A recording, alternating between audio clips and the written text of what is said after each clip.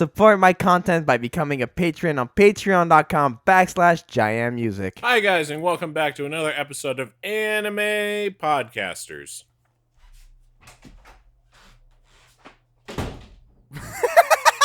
He quit? Kyo quit? Yep, he quit. He's done. You gotta find new artists now. Oh, great. Welcome back to 2020. Welcome 2020, and we have no artwork. It's just papers, chicken scratch, because me and Jaden have no idea what the fuck we're doing.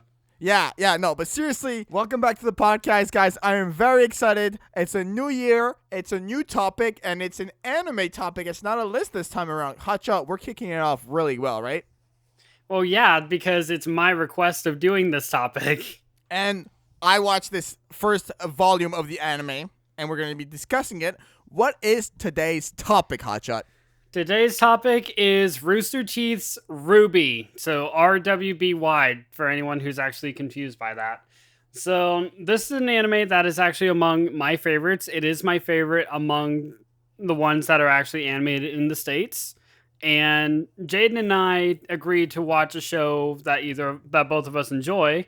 I'm watching a show that he recommended. He attempted to watch Data Live for me and just couldn't get into it, so I just threw him onto RWBY. So here we go. And I caught on.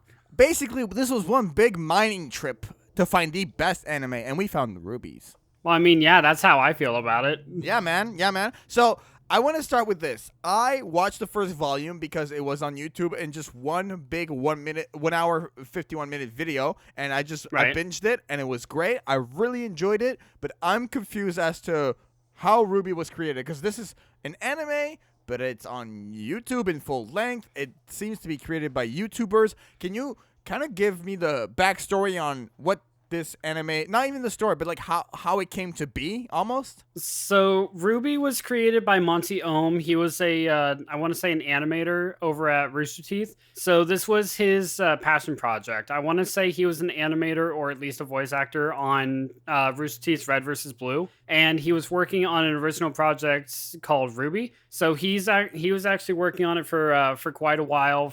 I want to say he was up until the third volume, and then unfortunately he passed away. But then his brother took up the mantle. But this was done by him because of how much anime was influenced and how much he loved anime, and he wanted to basically create his own project in that genre. And RWBY is what he came up with. That's the story. That's the story as far as I know it. I could have gotten some facts in there wrong, but all I really know is that Monty Ohm created it. He worked for Rooster Teeth, and now his brother is the one who is taking up the mantle. How did you find out about RWBY? I wanna get into that, and then obviously I found out because you recommended it to me. So for us, when RWBY first started coming out, they dropped trailers. So instead of calling it what it actually was, like RWBY Trailer 1 or RWBY Trailer 2 or anything like that, they dropped colors. So they had the red trailer, the black trailer, the white trailer, and the yellow trailer. And that was the main characters. It was basically their time to shine, to show you like how the animation was, how the fights would work. It had nothing to do with like dialogue or anything like that. It was like focused around the musical score, the animation, the action. All right, so Kyo actually just sent me a message, so I actually do want this on record, so I actually don't get it wrong. According to Kyo, Monty's brother ended up taking the mantle as Ren's voice, but not the writer, after Monty passed away, because Monty did create it, and he also voiced Ren. But right now, it's written by Miles Luna and Carrie Shawcross. So Miles is an animator in Rooster Teeth. I'm not sure where Carrie works in, but basically his team is still carrying his mantle.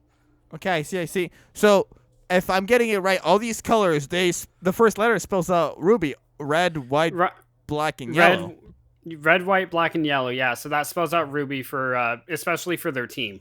Okay, I see. And these trailers basically introduced what the anime was going to be about, which, honestly, I think is really cool. Like, I definitely really enjoyed it. It introduced what it was going to be about. So, in the red trailer, which was RWBY's trailer, it was her fighting Grimm, so the creature's a revenant. In Weiss's trailer, it was her fighting her own summon, so basically like her inner demon kind of thing, from what I had got at the time. Blake, in the black trailer, was fighting the White Fang, which is an organization we learn about. And then Yang just beat the shit out of people who were working in a bar. Like they were corrupt, they are criminals and stuff like that, but at the same time, like you have creatures, summons, a secret organization, and then you just have this blonde beating everybody up. I mean, these 4 characters, when they formed Team RWBY, I was like, this makes complete sense to me. Obviously 2 of them being sisters, and then the other,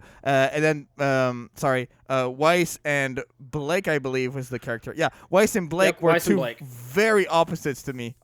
Especially when Weiss finds out about the whole White Fang thing and how Blake used to be a part of it. That was a really good story arc in the first volume, which honestly it's 16 short episodes, but it almost covers 2 full entire hours. So it's like 16 episodes, but when RWBY first started coming out, the episodes were 4.5 minutes to 5 minutes apiece. They were no longer than your regular red versus blue kind of animation time. Right, I see what you mean. Who's your favorite character? Let's start with that. In Volume 1, we're really specifically covering Volume 1 because I'm going to watch the next volume, so... Yeah. Go ahead. So my favorite character, not just in Volume 1, but in the entire show, is actually RWBY. So the main character is actually my favorite character, just because of how she starts off so innocent and cutesy, just kind of... she's a total badass. She wants nothing more than to help people and grows as a character, actually, to develops that kind of thing. And she gets way more of that down the line. I'm not going to tell you what exactly happens to her, but she develops a lot. She grows a lot as a character and as a person. But for so RWBY is my favorite in the entirety of the show, but a very close second, because I love almost all the characters. There's just maybe 1 or 2 that I don't like, but you don't even know them yet. Another one of my favorite characters is actually Pyrrha, and you met her, right? She's the soft-spoken one that Jean's around. Oh yeah. Gold, And she's gold armor, stuff like that. And she's super annoying. Super annoying? No. She's incredibly soft-spoken and polite. The one with the gold armor and shield and spear. It's not coming to mind right now, honestly. Red hair, green eyes. Yes. I see what you're talking about. Yeah. The ginger. Well, no, she's not a ginger, but okay. Oh, No, of course. You like the redhead. The redhead likes the redhead. Wow, what a big surprise. I mean, it doesn't help my case in that fact that Nora is my 3rd favorite character. I'm just gonna say, I just favorite pure moment when John's okay, so how are we getting around the forest? And he just gets flung into the air, and she's like, okay, how am I gonna save him? And she just launches her weapon and just catches him in the trees, thanks. Thank you. That actually that scene actually leads up to one of my favorite jokes when if you guys don't know, in order to actually become a huntress or to actually be in the school, you go into this initiation exam, which launches you out, and they give you the task of finding chess pieces. A chess piece, and yes. The first person that you see after landing will be your partner for the next 4 years of your stay at Beacon. So everyone gets launched, and my favorite part about that is when everyone gets launched and when Weiss first meets up with RWBY, and she's the first one she sees and just turns around nope, I'm not doing that. But then she takes 5 feet away and just runs into Jean, who's still pinned up to the tree by Pyrrha's spear. Then Weiss just sighs, turns around, and just says, fine. And then Ruby's just you came back! That was so funny. That's one of my favorite parts in the entire, especially first volume, but in the entire show, really. I was really hoping, obviously they're in the same team, but I really was hoping that RWBY and Yang would be separate. Because I know, I kind of was already, thinking that at the same time. And obviously, Yang is more of the role model type to RWBY, at least from the first seasons, is what I'm gathering so far. But I feel she RWBY is, yeah, because RWBY before ending up in Beacon didn't really have that many friends. She really only was around Yang, which Yang actually brings up when they're on the ship heading to Beacon, saying you should really get out and make more friends. I don't need more friends. I have you. Then just the pure innocence of RWBY, in that entire regard, even just the I drink milk, the I can take care of myself kind of thing, but it's still incredibly cutesy, still incredibly childish, for lack of a better word. RWBY is definitely that character. RWBY is the purest. RWBY Volume 1 RWBY is the purest of pure characters that I've seen in a long time. She's the quintessential cutesy. Oh my god! character. And I know I didn't say words in that previous sentence, but you know exactly what you mean when I say that. I've seen it so many times with different characters. And obviously, I'm only basing my analysis so far off one volume. And it's a shorter anime, so I do give it those 2 points. But I felt like there was a bit of a lack of depth in the first volume with RWBY. Obviously, she gets a bunch of screen time. Because volume 1, it's still extremely experimental. It's still like trying to get its footing and find out what it actually is. Once it actually gets in and going, then you will not have that problem with anybody at all. Like, everybody you've seen on screen grows as a character. Right, but more than just experimental, I felt extremely introductory to me. Like, I obviously can see it, and I can see that there has been, like, planning and scripting and everything, and turning points in the first volume. But still, RWBY, like, when she's introduced, she's like saving that corner store, which was very reminiscent to me. Just a quick side note here, was very reminiscent of the first scene from the Cowboy Bebop movie. It starts out the exact same way. The hero's in the corner store, hey, and he gets and then has the headphones on, can't hear anything. Next thing you know, a big fight breaks out. Like, I've seen that exact scene develop. So from the get-go, obviously Cowboy Bebop came before. I saw like a lot of, this was influenced from this, and this was influenced from that. RWBY is a really strong show. Like, I cannot take that away from it. But I felt that there were just throughout there was this lack of, and I don't want to repeat myself, but there was not enough depth, unfortunately, is the only word I can find for it at the moment. But I really like, that being said, I do really like specific moments, like that whole force arc where the characters work together to defeat what was it, like a scorpion, and then the flying the bird and everything, and how they come together. That whole action scene was so well sequenced and scored and put together like really strongly. It was 100% my favorite moment in the entire anime. Now, volume 1. Something about that scene that I actually want to point out. So taking down the scorpion was Team Juniper. So that was Jean, Pyrrha, Ren, and Nora. Yeah. So taking them out, Jean was the one who made the plan and took out the scorpion. And then Team RWBY was fighting the crow, and RWBY came up with the plan. Did you notice that that's why they actually became the leaders of their teams? I did not. That's a really good point. Because they actually led their team in order to take down those threats. Right. They showed the leadership. Right, and I remember when RWBY's elected captain of Team RWBY, which named the team after her. Like, that was such a main character throw up. Like, the name of the show is RWBY. But I mean, the name of the team is RWBY.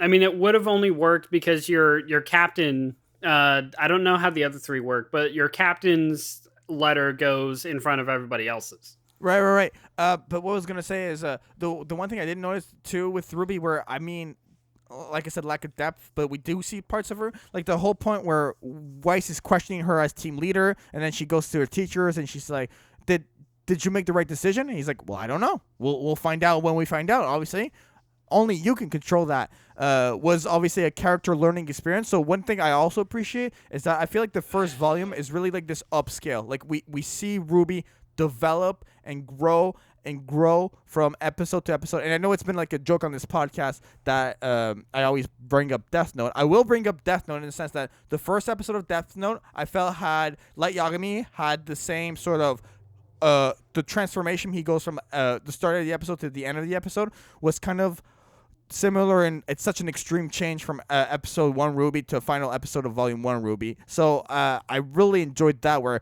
she really goes all out. Like at the end with the white fang and everything, there's no way like RWBY episode 1 can pull that off. And so I can see the gradual shift and growth in her character. Yeah. Now, my question, because you asked like pretty early on, like first question you asked me who my favorite character was, and I said RWBY. Do you have one? At this point, my favorite character is Blake. Ah, damn, called it. Actually? I knew you were going to pick Blake. Yeah, I was honestly debating between whether it was going to be like Blake or Osmond, but I had a really strong feeling you'd go Blake. Blake is so different from me as a person, but what I liked about Blake is what she felt the most authentic, and I know it's a kind of a hypocritical to say she's authentic. She's obviously hiding the whole white fang thing, but she had that rebel character that a bit of that anti-hero aspect to her that I really, really enjoyed. When we were like, when we first meet her and she's there and like Ruby's starting to become friends with her and she's just there like, I'm trying to read my book. Leave me alone. And she's like, but this is my first day and I want to be your friend. Like, no, I'm reading my book. Like, F off. Basically. I was okay. This is different because so far like all the characters are very I'm so happy and blah blah blah and we're girls and we're the best blah blah and Blake just kind of changes the tone. But Blake wasn't, Ren wasn't, Weiss wasn't, Cardin wasn't. No, but I really feel like Blake shifted that tone. Like when you see Blake, you see Blake. I completely agree. And as a fighter, she's actually pretty cool as well. So I gotta say that Blake is really cool. And plus, I feel like her character really is gonna be a big development in the second volume, from what I can tell thus far. Because she really brings in that whole White Fang aspect. Like, who's the White Fang? Who cares? Well, we should care because Blake used to be a part of it. So that was really cool. Honest to God, you have no idea how true that fact is, that especially with Blake's growth in Volume 2 and later on volumes, like how you met her in Volume 1 or how you met her in the first episode of Volume 1, she still has that kind of attitude of just like that calm kind of demeanor, but at the same time, you still see her break down. You see her like do a whole bunch of different stuff that you would never see episode 1 Blake do. Honestly, she and Ruby are probably the ones who grow the most throughout the entire show. I feel like her and Ruby grow the most throughout the show because of how opposites they are. And I would not be surprised if there was like a splinter at some point in Team Ruby where Blake breaks off and Ruby tries to help, but like almost like a Naruto Sasuke kind of thing. Like it's very reminiscent of that to me. Obviously, don't spoil. I don't know. It's just what I'm feeling right now.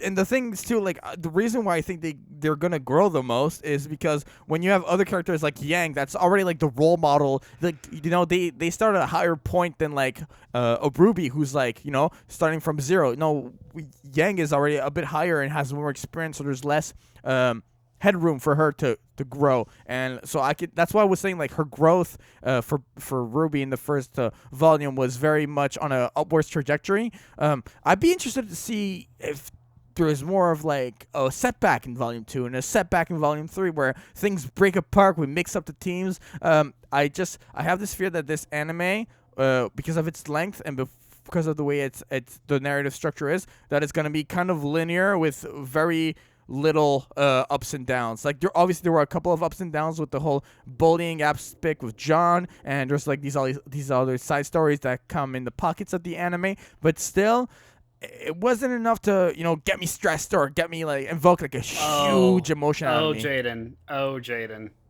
that will not last at all. I hope that no, I promise you that like comfortable feeling of like, oh yeah, there's some tension. No, that will not last.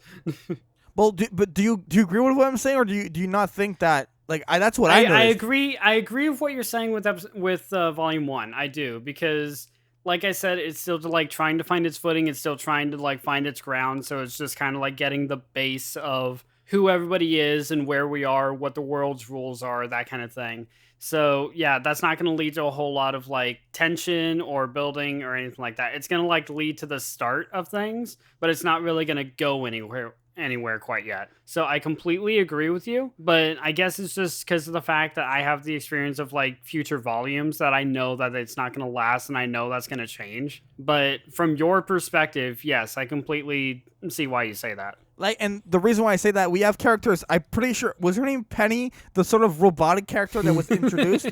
Like, she was I love Penny. Sorry, she was a breath. Yeah, she was a breath of fresh air towards the end of RWBY, where it kind of started getting, I know it's a short thing, but it started kind of getting like, okay, what else? Can we have something new happen? Penny shows up, and it's kind of like, what are we doing here? What is going on? And I felt like that was a nice breath of fresh air when she came in, and obviously there's I'm sure there's going to be a whole development with her in season 2 when she gets into that limo and like her, what was it, like her creator or her dad? I don't know yet. It's like, you know what I told you about associating with others. She's like, yeah, but clearly she's from the other school, and this whole tournament is going to be cool. I'm excited for that portion of the anime.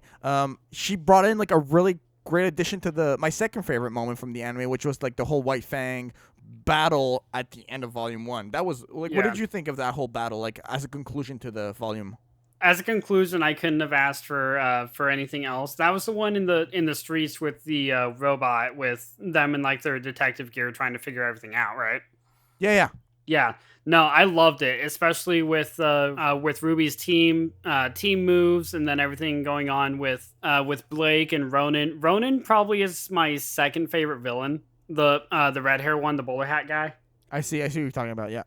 Yeah, he's probably my second favorite villain, but to have that as the conclusion of, like, we still don't know, like, everything the White Fang's up to, but we do know that now we need to keep an eye out for it, and to have the volume end there. Honestly, like, you go so far from episode 1 to where it's just, like, the girl wanting to go to, like, the most prestigious huntress school in the world, essentially, to, okay, there's actual real-life threats, and we need to be careful kind of thing. There's a huge jump there.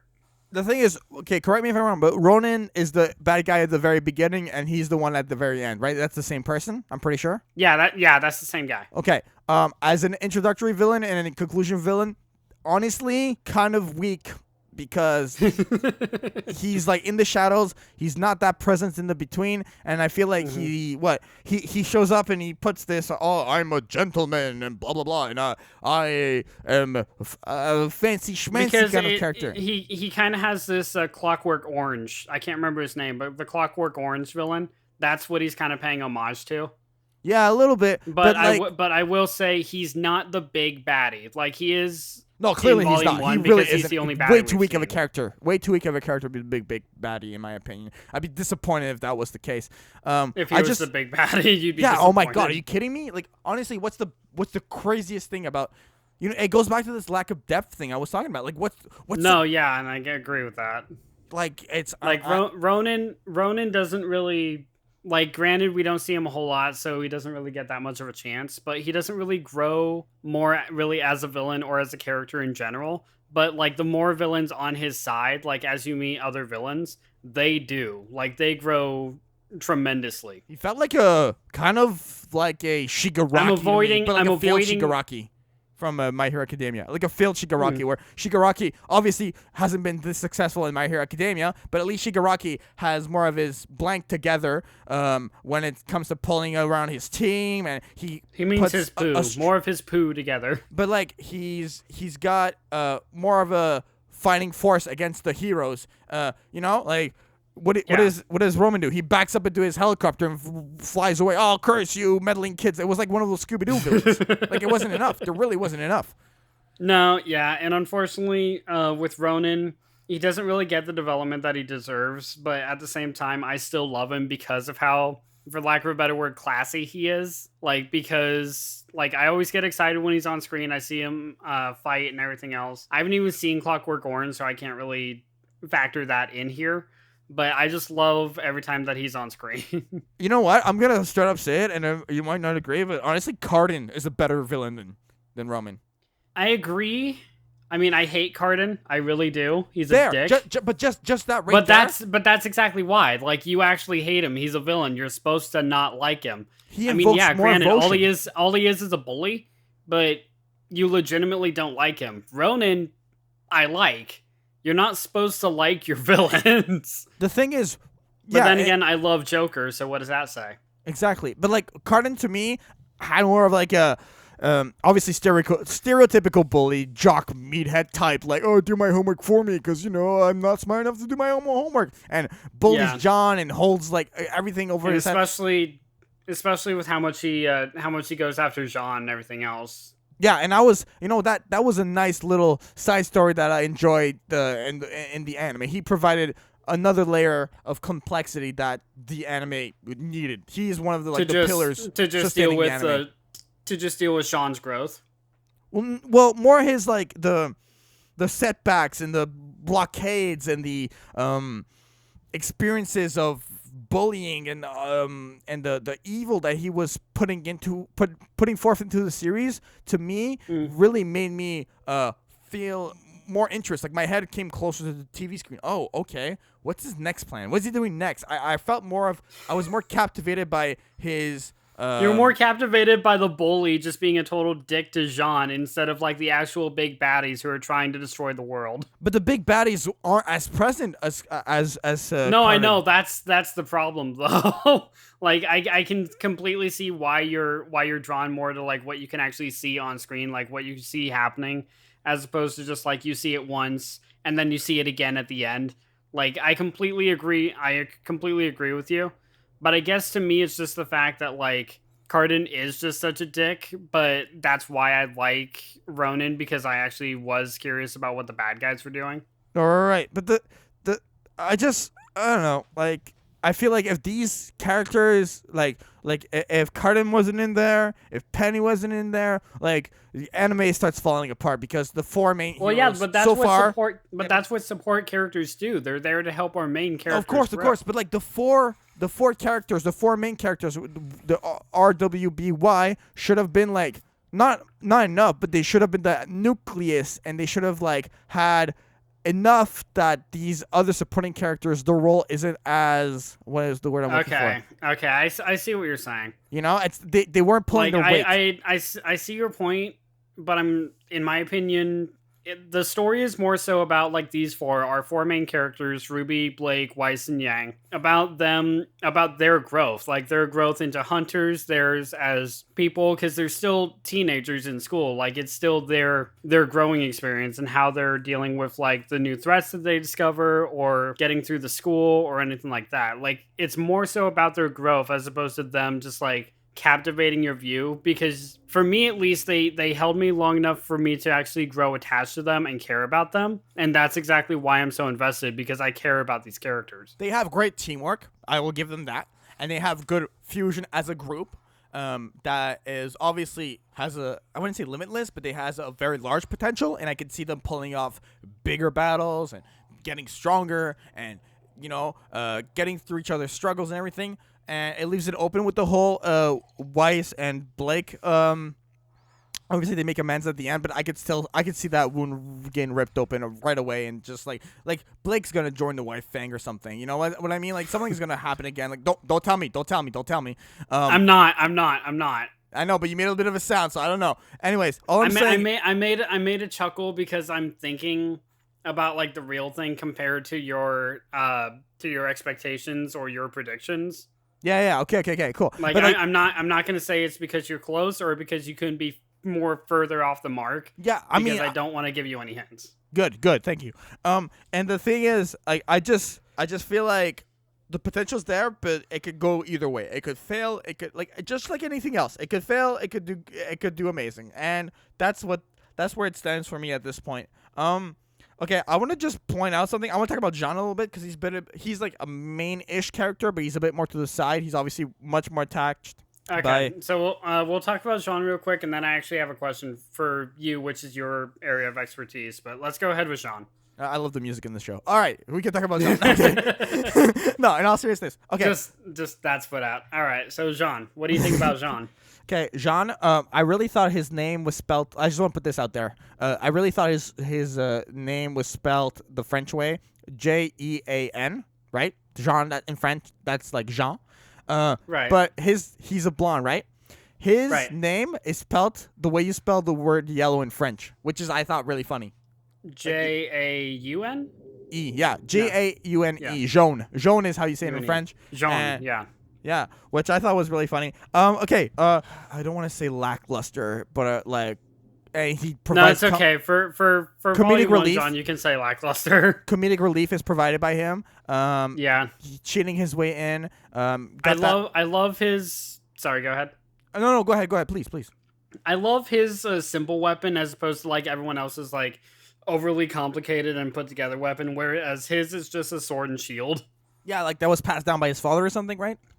Yeah, I want to say like it's a family heirloom. Yeah, exactly. So like you have RWBY's Crescent Rose, which is a scythe combined with a sniper rifle. You have Weiss's Rapier, which is a sword combined with like being able to use dust in attacks. You have Pyrrha's spear and shield, which her spear can be turned into a rifle. And then you just have a sword and a shield, and that's it. That's all they do. Like the shield folds up as a sheath, but it still weighs the same. It's just a sword and shield, and I kind of love it for it. The thing that the simplicity of his weapon, I think, goes hand in hand, no pun intended, with how simple he is, with his role as the underdog. Oh, like okay. complete underdog, which is what like one of the few redeemable characters qualities that this character possesses.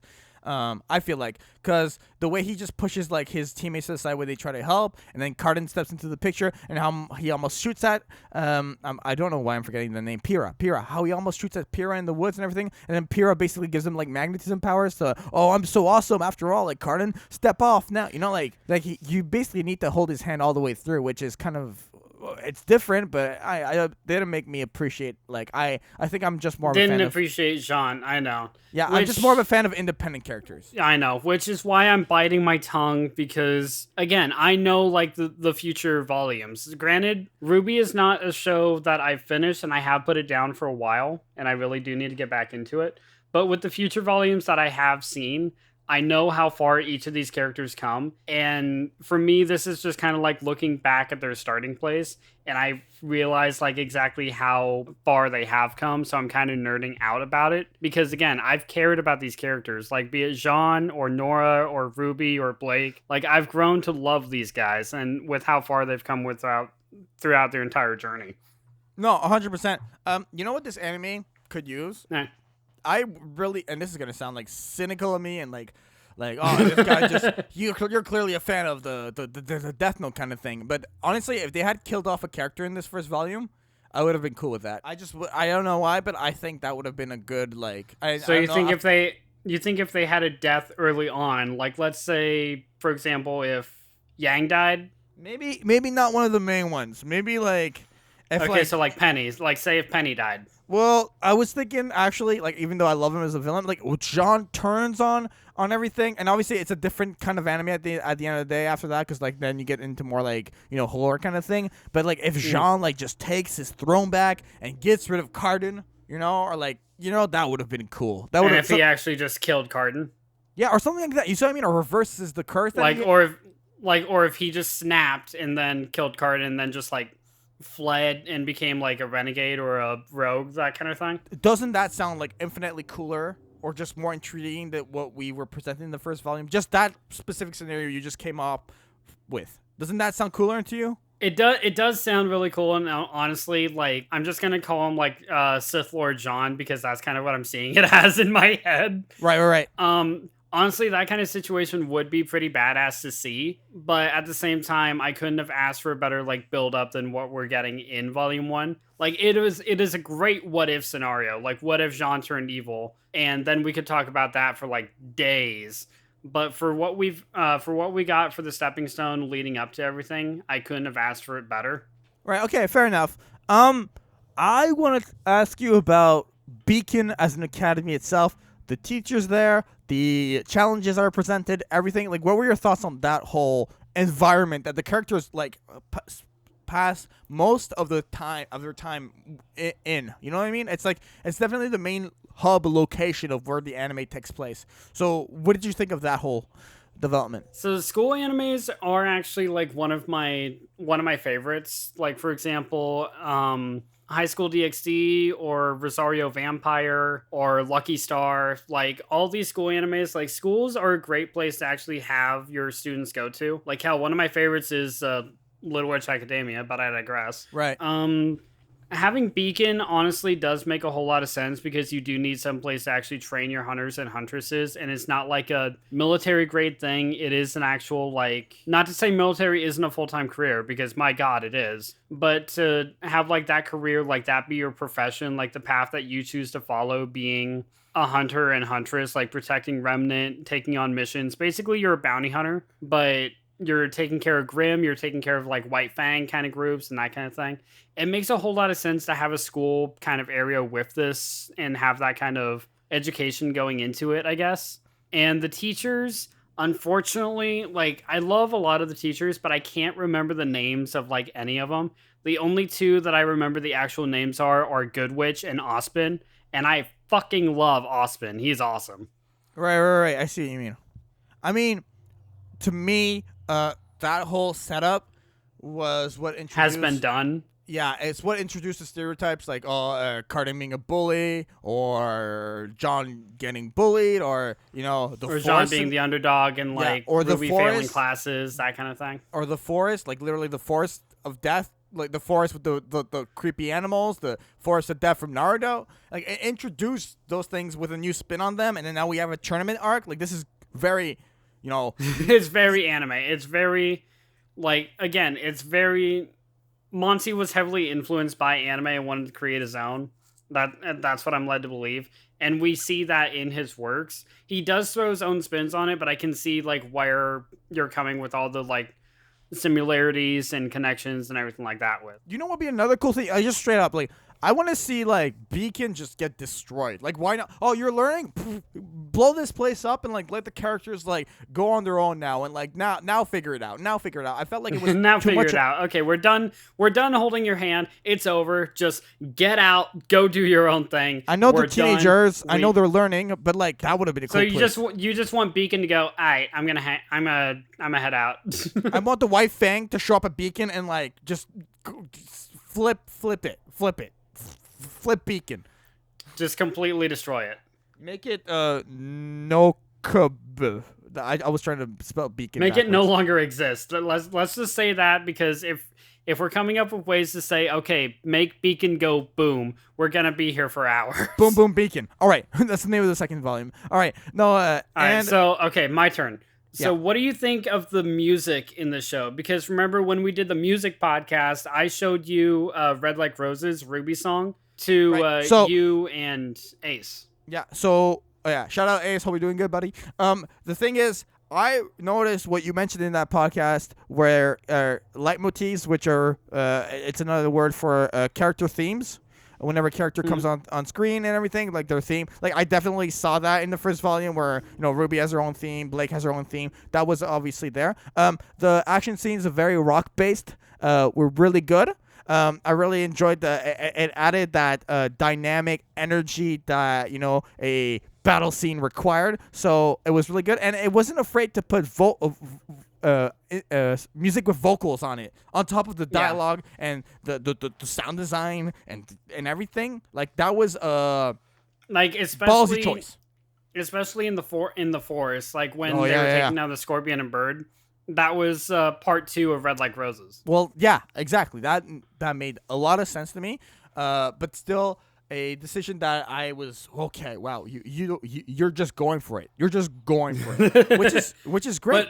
But do you admire that about him, or are you just oh, okay, that's what kind of show we're in? I admire it because I think it's a different take, and you know what? At the end of the day, it's art, and my opinions are completely subjective to my tastes, right? Just because there's things like that I don't think are great or could be improved upon, which is doesn't why mean it should change. Which is why you like things like, say, Death Note. I like things like Data Live. So, it's completely subjective. It's completely opinion-based. You like what you like. You hate what you hate. And you have friends who are the complete opposite of you. Yeah, and then you make a podcast with them, and then you argue every 2 weeks. It's great.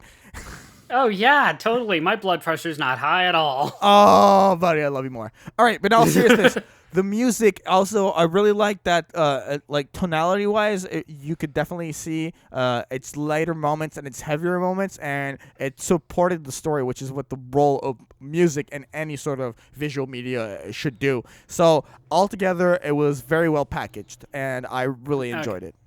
Okay, and final music question on that. Just because I'm curious, because I don't know if you picked up on it or not, do you have a favorite track yet?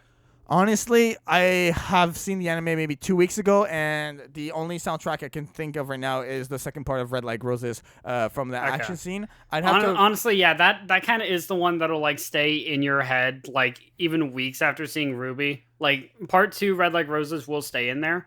Yeah. But the more you watch, obviously, the more songs will be in your head. If I'm not listening to Red Like Roses, I'm probably listening to I Burn, which is Yang's song. So, they have catchy enough songs for you to actually listen to, outside of show. But unfortunately, it takes a while for you to actually, I guess, register which song you're listening to, unless you're listening to Red Like Roses or This Will Be the Day, because that's always in there. Yeah, exactly. No, I definitely good point. What I wanted to say is, we're already been talking about this for like almost 40 minutes. I think we should slowly start wrapping things up with the. Guys, you can find me on Twitter at Caution Ginger and stop. In all seriousness, Hotshot, because this is a great conversation. I wanted to ask you.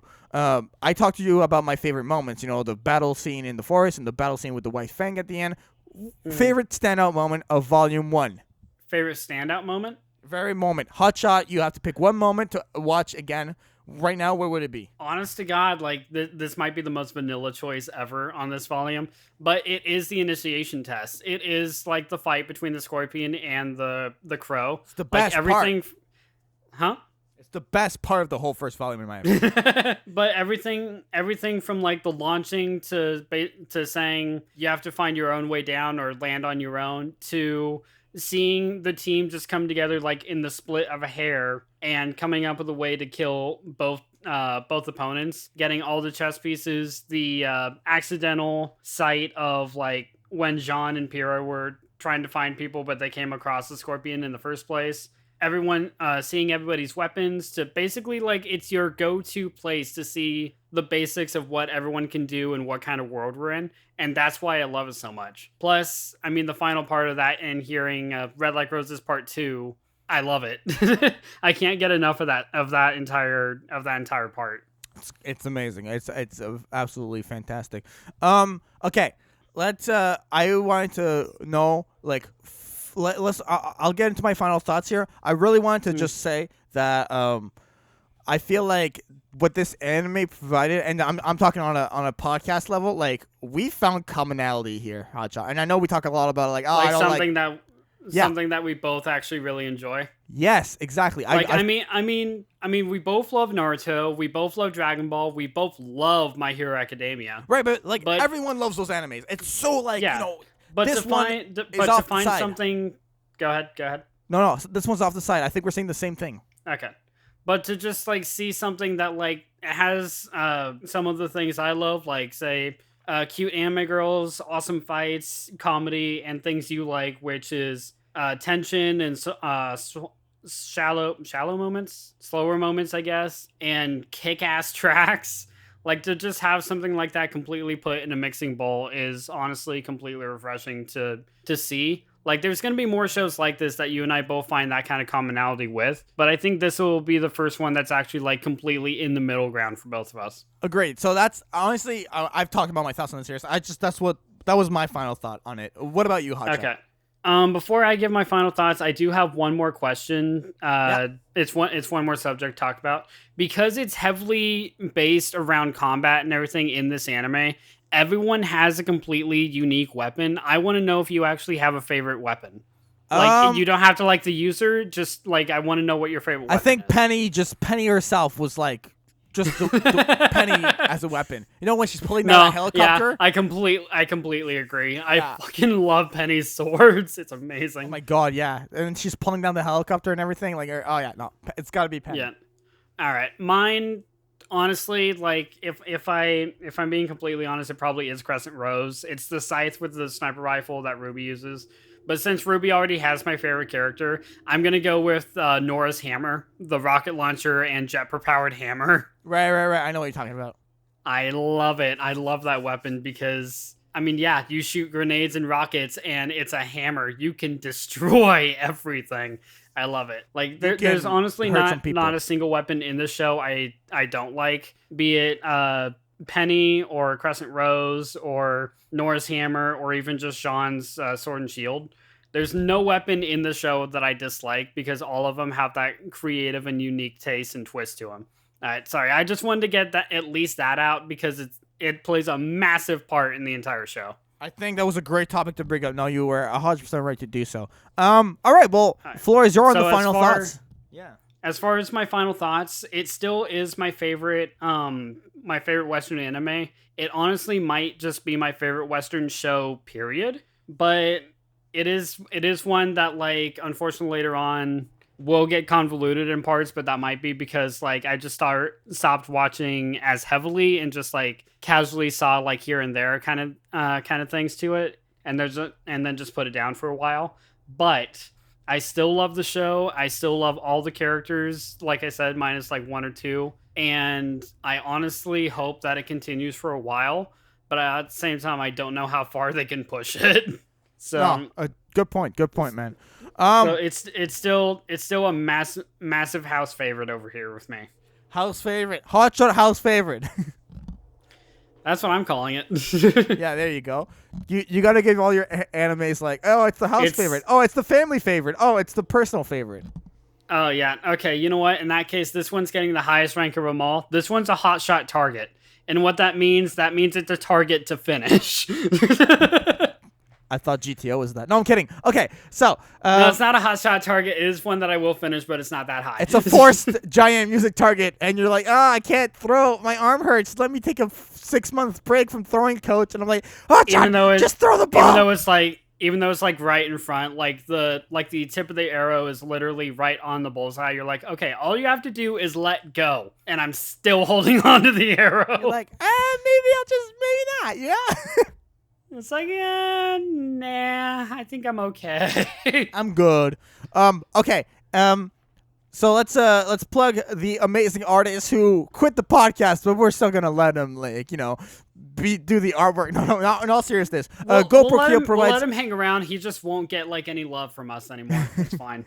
The artwork for anime podcasters is provided by GoProKyo. Go follow him on Twitter at GoProKyo. He's got a beautiful website. He's got super affordable rates, and he's super amazing with his artwork. It's quality content that you can buy at a very affordable price. So go check out GoProKyo at GoProKyo on Twitter. And for Hotshot, where can people find you? What's going down on your channel? What's going down everywhere? Just plug. Oh, wait. All right, guys, you can go ahead and find me right here at JaianMusic. You can find me on the podcast, and hopefully later on down the line, a couple more other projects we're working on with him. You guys can also find me over at my channel at Hotshot Ginger. Last video I uploaded was October, but I am in the process of working on getting a working deal with Jaian to try to get him over on my channel and bring him into my turf, essentially. Oh, really? And you guys can also, and you guys can also find me over at Twitter at my handle at Caution Ginger. And really, that's about all you can find me anymore. Question: am I cognizant of this deal that we're trying to work out? Yes, you are cognizant of this deal that we're trying to work out. I forget what the deal is. We'll talk about it off podcast. Okay, cool. All right, cool. And finally, the podcast is at Anime Podcasters on Facebook. Go give us a like. If you just want a Facebook feed or a feed of just what's going on with the podcast for social updates, it's going to be on the Facebook page. And for the podcast, you can also subscribe on Apple Podcasts, iTunes, SoundCloud, Google Play. All the links are in the description, and obviously we're on Spotify as well. Leave us some 5-star reviews. We hit 6,000 plays. We're very grateful for that. You know what? I'm going to call it 2020 quintuple digits. We're hitting 10K this year. That's the goal. 10K. 10K Hotshot. I can actually see that happening. 10K, I can totally see happen. 10K. When you said quadruple digits, I thought you meant 100,000. I'm like, there's no way in hell. Hotshot's I'm going to have to open every laptop I have and just stream the podcast on times 5 speed.